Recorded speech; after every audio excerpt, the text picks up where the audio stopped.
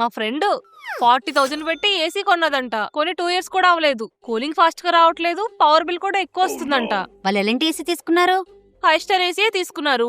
ఇంకా వాళ్ళ room size బట్టి 1.5 ton ఏసీ తీసుకున్నారు. ఈవెన్ వాళ్ళే కాదు, మనమైనా సరే రూమ్ సైజుని బట్టి, స్టార్ రేటింగ్ బట్టి ఏసీని తీసేసుకుంటాం.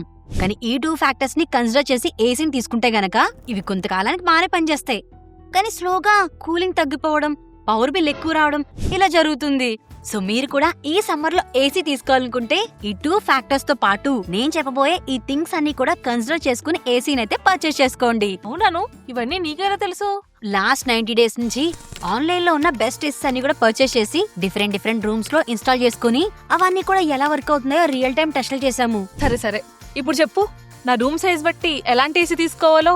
అసలే సమ్మర్ వస్తుంది. నీకు ఏసీ కూలింగ్ అనేది రూమ్ సైజుని బట్టి కాదు, ఆ రూమ్ లో సీలింగ్ ఎంత హైట్ ఉంది, సన్లైట్ ఏమైనా వస్తుందా, రూమ్ ఏ ఫ్లోర్ లో ఉంది, విండోస్ ఏమైనా ఉన్నాయా, ఇలా అన్ని ఫ్యాక్టర్స్ కన్సిడర్ చేసుకుని తీసుకోవాలి. నీకు ఇంకా క్లియర్ గా తెలియడం కోసం నేను ఒక చిన్న ఎగ్జాంపుల్ చెప్తాను.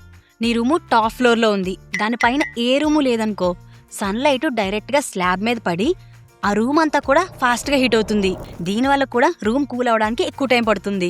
అందుకేనా సమ్మర్ లో కంటిన్యూస్ గా రన్ అవుతున్నా సరే ఏసీ ఒకసారి రూమ్ సరిగ్గా కూల్ అవ్వదు? అవును, ఇది అందరూ కూడా కామన్ గా ఫేస్ చేసే రియల్ ప్రాబ్లం. ఈవెన్ నువ్వు చూసుకున్నట్టయితే కార్ ఎండలో పెట్టి ఏసీ ఎంత ఎక్కువ పెట్టినా సరే అది కూల్ అవడానికి చాలా ఎక్కువ టైం పడుతుంది. ఇక్కడ కూడా సేమ్ సైన్సే అప్లై అవుతుంది.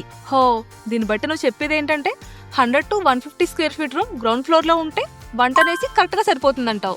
అదే నీ రూమ్ టాప్ ఫ్లోర్ లో ఉండి సన్లైట్ డైరెక్ట్ గా పడుతుంది, సీలింగ్ హైట్ ఎక్కువ ఉందనుకో 1.5 ton తీసుకో. అమ్మయ్య, అయితే సార్ నా బెడ్రూమ్ లో 1.5 ton ఏసీ తీసేసుకుంటాను, సరిపోతుంది. ఆగాగు, కంగారు పడుకో. మార్కెట్ లో 1.5 ton ఉన్న ఏసీస్ అన్ని కూడా సేమ్ పవర్ తో ఉండవు. మళ్ళీ ఇదెక్క ట్విస్ట్ కాదు, ఈ 1.5 ton ఏసీస్ లో రేటెడ్ కూలింగ్ కెపాసిటీ అని ఉంటుంది. ఇది నీకు ఏసీస్ ని బట్టి డిఫరెంట్ గా ఉంటుంది. నీకు ఇంకా డీటెయిల్ గా చూపిస్తానో చూడు. ఈ రెండు కూడా సేమ్ 1.5 ton ఏసీసే. డీటెయిల్ గా చూస్తే దీనిలో రేటెడ్ కూలింగ్ కెపాసిటీ అనేది 4900 ఉంది, అండ్ దీనిలో ఏమో 5000 ఉంది. అదేంటి 100 watts కదా డిఫరెన్స్? నువ్వు అనుకోవచ్చు 100 watts కదా అని, కానీ పీక్ సమ్మర్ లో నీకు చుక్కలు కనిపిస్తాయి. ఆ టైంలో నీకు ఈ 100 watts కూడా పెద్ద మేజర్ డిఫరెన్స్ కనిపిస్తుంది. ఏంటి, ఏసీస్ కొనుక్కోవాలంటే ఇన్ని తెలుసుకోవాలా? నేను ఇంకా 3 star రేటింగ్ ఉంటే చీపు, 5 star రేటింగ్ ఉంటే కళ్ళు మూసుకుని ఆర్డర్ పెట్టేయచ్చు అనుకుంటున్నా. నువ్వే కాచా అన్ని, అందరూ కూడా అదే ఫీల్ అవుతారు. కాకపోతే ఏ స్టార్ రేటింగ్ అయినా బెటర్ గా పర్ఫామ్ చేస్తుంది. కానీ తక్కువ రేటింగ్ ఉంటే కరెంట్ బిల్ ఎక్కువ వస్తుందేమో కదా? అవును, దీనికి ISEER అని గవర్నమెంట్ వాళ్ళు ఒక నెంబర్ ఇస్తారు. నువ్వు ఈ స్టిక్కర్ చూసినట్టయితే ఇది నీకు కనిపిస్తుంది. ఇది ఎంత ఎక్కువ ఉంటే ఎలక్ట్రిసిటీ బిల్ అంత తక్కువ వస్తుంది. అయితే 3 star ఎప్పుడు తీసుకోవాలి, 5 star ఎప్పుడు తీసుకోవాలనేది కంప్లీట్ గా మన యూసేజ్ ని బట్టి ఉంటుంది. ఫర్ సపోజ్ నువ్వు ఏసీని 8 hours కన్నా ఎక్కువ యూజ్ చేసావు అనుకో, 5 star ఉన్న ఏసీని తీసుకో. లేదు 3 to 4 hours యూజ్ చేస్తాను, ఇంట్లో పెద్దవాళ్ళు ఉంటే కనుక 3 star ఉన్న ఏసీని తీసుకో. అంటే మన అర్జున్ లాంటి సెట్ అవుతులేదు. అవును, వాడు ఎంత సమ్మర్ లో కూడా జస్ట్ 3 hours ఆపేస్తాడు ఏసీని. సో మీరు కూడా ఏసీని రెగ్యులర్ గా యూజ్ చేస్తే కనుక 5 star ఉన్న ఏసీని తీసుకోండి. లేదు జస్ట్ 3 to 4 hours యూజ్ చేస్తామంటే 3 star ఉన్న ఏసీ సరిపోతుంది. అనుష, ఒకవేళ రూమ్ లో ఏసీ ఎక్కువగా ఉందనుకో, మన స్కిన్ ఏమైనా జిడ్డుగా అవుతుందా? ఇప్పుడు ఆ డౌట్ నీకెందుకు వచ్చింది? మా ఫ్రెండ్ అడిగిందిలే. తను ఎక్కడ ఉంటుంది? వైజాగ్ లో. యాక్చువల్ గా కోస్టల్ ఏరియాస్ దగ్గర ఉంటే హ్యూమిడిటీ బాగా ఎక్కువ ఉంటుంది. అందుకే వాళ్ళకి రూమ్ కూల్ గా ఉన్నా కూడా బాడీ అంతా కూడా జిడ్డు పట్టేస్తుంది. అంటే ఇప్పుడు అలాంటి ఏరియాస్ లో ఏసీస్ యూజ్ చేయడమే వేస్ట్ అంటావా? అలాంటి ఏరియాస్ లో dry mode, humidity control features ఇలాంటి టైప్ ఉన్న ఏసీస్ ఉంటాయి. ఇవి తీసుకుంటే బెస్ట్ వాళ్ళకి. ఈ మోడ్స్ మీకు ఆన్లైన్ లో డిఫరెంట్ మోడల్స్ లో డిఫరెంట్ నేమ్స్ తో పిలుస్తారు. ఫర్ ఎగ్జాంపుల్ LG లో అనుకోండి, డ్రై మోడ్ మాన్సూన్ కంఫర్ట్ అని ఉంటుంది. అదే సామ్సంగ్ లో అయితే ఆటో డ్రై మోడ్ అని ఉంటుంది. ఇంకా పానాసోనిక్ లో అయితే dry mode humidity sensing logic అని ఉంటుంది. మీకు ఇంకా కన్ఫ్యూజన్ గా ఉంటే వీటి లింక్స్ అన్ని కూడా డిస్క్రిప్షన్ లో మెన్షన్ చేస్తాను, అక్కడికి వెళ్ళి చెక్ చేయండి. అవుననుష, ఇందాక నుండి ఒకటి కొట్టేస్తుంది. చెప్పు. అదే ఇప్పుడు మన సైడ్ ఎండ గానీ హ్యూమిడిటీ గానీ బాగా ఎక్కువ ఉంటుంది కదా, దానివల్ల అవుట్డోర్ యూనిట్ పైన ఏమి ఎఫెక్ట్ పడదంటావా? ఎందుకు ఎఫెక్ట్ అవ్వదు? ఎండ వచ్చినా వాన వచ్చినా దానికే కదా ఫస్ట్ రస్ట్ పట్టేది. ఫస్ట్ అవుట్డోర్ యూనిట్ కి రస్ట్ పడుతుంది. అవుట్డోర్ యూనిట్ అనేది వైబ్రేట్ అవ్వడం స్టార్ట్ అవుద్ది, అండ్ లాస్ట్ కి గ్యాస్ లీకేజ్ అవ్వడం స్టార్ట్ అవుతుంది. సో ఇలా ఇనీషియల్ గా స్టార్ట్ అయ్యి ఏసీ త్వరగా పాడేలా చేస్తుంది. ఎండలో ఉంటే కదా ప్రాబ్లం, అవి కవర్ అయ్యేలా ఒక అంబ్రెల్లా పెట్టేస్తే సరిపోతుంది. ఏడ్చవులే. ఇప్పుడు వస్తున్న మేజర్ బ్రాండ్స్ ఏసీస్ అన్ని కూడా యాంటీ కొరిజన్ కోటింగ్ తో వస్తున్నాయి. సో ఈ బ్రాండ్స్ ఉన్న ఏసీస్ తీసుకున్నావు అనుకో త్వరగా రస్ట్ పట్టదు. అవునా, వాటిని ఎలా చూసుకోవాలి? ఈ కోటింగ్స్ నీకు బ్లూ ఫిన్, ఓషన్ బ్లాక్ ప్రొటెక్షన్, గోల్డ్ ఫిన్ ఇలా డిఫరెంట్ నేమ్స్ తో యాంటీ కరోజన్ కోటింగ్ తో వస్తున్నాయి. సో నువ్వు ఏసీ తీసుకునే ముందు ఇవన్నీ ఉన్నాయో లేదో ఒకసారి చెక్ చేసుకోవాలి. మీకు కన్ఫ్యూజన్ లేకుండా వీటి లింక్స్ అన్ని కూడా డిస్క్రిప్షన్ లో మెన్షన్ చేశాను, అక్కడి నుంచి పర్చేస్ చేసుకోవచ్చు. ఓకే. ఏంటో ఓకే, ఇప్పటివరకు ఏమర్థమేం చెప్పు. ఏముంది, మన రూమ్ లో బాగా ఎండ ఎక్కువ పడింది అనుకో 1.5 టన్ ఆర్ అబౌవ్ ఉన్న ఏసీస్ ని తీసుకోవాలి. అదే మన ఏరియాలో బాగా హ్యూమిడిటీ ఎక్కువ ఉందనుకో dry mode or humidity mode ఉన్న ఏసీస్ ని తీసుకుంటే సరిపోతుంది. ఇంకా అర్జున్ కంటావా 3 స్టార్ రేటింగ్ ఉన్న ఏసీని తీసుకోవాలి. ఇంకా నాలా ఏసీని బాగా యూజ్ చేసే వాళ్ళకైతే 5 స్టార్ రేటింగ్ ఉన్న తీసుకుంటే బెస్ట్. ఇంకా అవుట్డోర్ యూనిట్ కంటావా యాంటీ కరోజన్ ప్రొటెక్షన్ ఉన్న తీసుకుంటే బెస్ట్. పర్ఫెక్ట్. మరి ఇన్వర్టర్ నాన్ ఇన్వర్టర్ అంటారు కదా, వాటిలో ఏది తీసుకోవాలి? ఇప్పుడైతే నాన్ ఇన్వర్టర్ ఏసీస్ ఎవరు యూజ్ చేయట్లేదు, 90% ఇన్వర్టర్ ఏసీసే యూజ్ చేస్తున్నారు. ఈవెన్ బ్రాండ్స్ కూడా ఇవే ఎక్కువ మ్యానుఫ్యాక్చర్ చేస్తున్నాయి. అసలు ఈ రెండింటికి డిఫరెన్స్ ఏంటి? నాన్ ఇన్వర్టర్ ఏసీ అనుకో కంప్రెసర్ అనేది ఫిక్స్డ్ స్పీడ్ లో రన్ అవుతుంది. ఫర్ ఎగ్జాంపుల్ నువ్వు ఏసీని 24 డిగ్రీస్ టెంపరేచర్ లో పెట్టావు అనుకో, ఆ 24 డిగ్రీస్ టెంపరేచర్ రీచ్ అయ్యాక కంప్రెసర్ అనేది కంప్లీట్ గా ఆఫ్ అయిపోతుంది. మళ్ళీ రూమ్ ఎప్పుడైతే హీట్ అయిందో కంప్రెసర్ అనేది మళ్ళీ ఆన్ అవుతుంది. ఇలా ఫ్రీక్వెంట్ గా ఆన్ అండ్ ఆఫ్ అవ్వడం వల్ల కంప్రెసర్ మీద లోడ్ ఎక్కువయ్యి కరెంట్ బిల్ ఎక్కువగా వస్తుంది.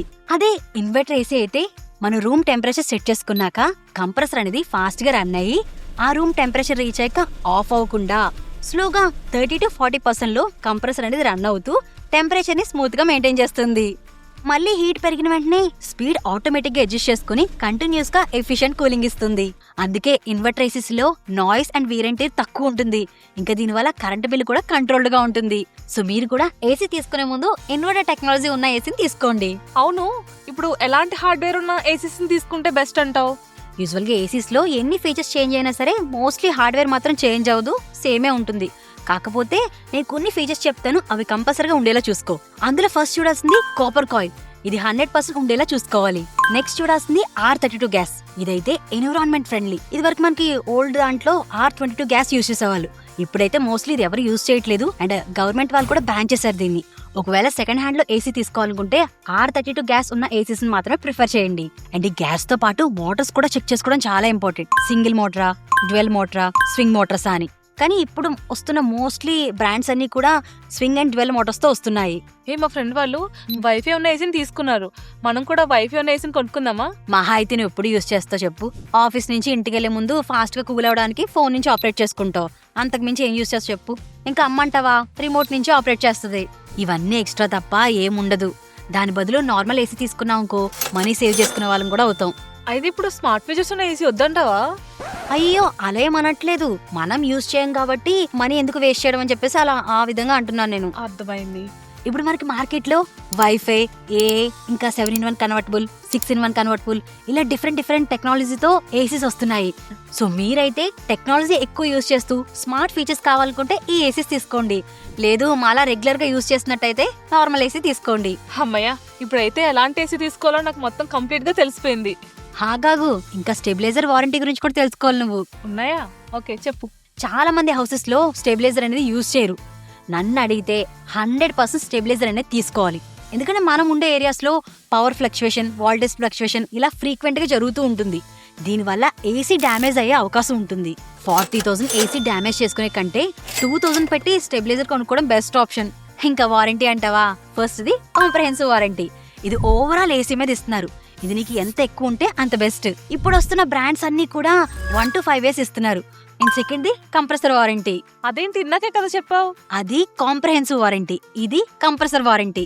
కంప్రెసర్ వారంటీ అనేది చాలా ఇంపార్టెంట్. ఇది నీకు బ్రాండ్స్ బట్టి డిఫరెంట్ గా ఉంటుంది, ఒకసారి చెక్ చేసుకోవాలి. ఎందుకంటే దీంట్లో ఏమైనా పార్ట్స్ డ్యామేజ్ అయితే నీకు ఫ్రీ ఆఫ్ కాస్ట్ లో రీప్లేస్ చేస్తారు.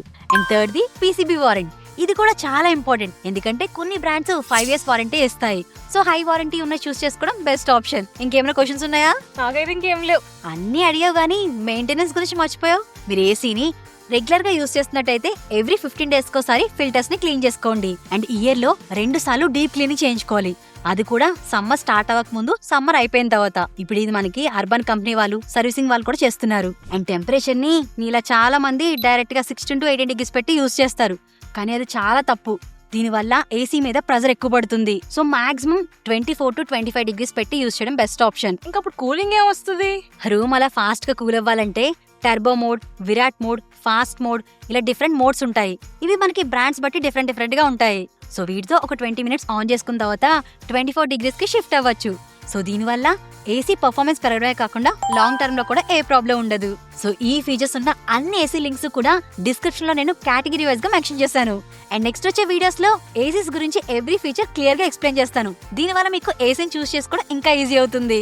అండ్ ఈ వీడియో మీకు నచ్చినట్టయితే లైక్ అండ్ సబ్స్క్రైబ్ చేసుకోండి. ఇంకా మీకు ఏసీస్ మీద ఎలాంటి డౌట్స్ ఉన్నా నాకు కామెంట్ సెక్షన్ లో మెన్షన్ చేయండి. నేను మీకు పర్సనల్ గా రిప్లై ఇస్తాను. And see you in the next video.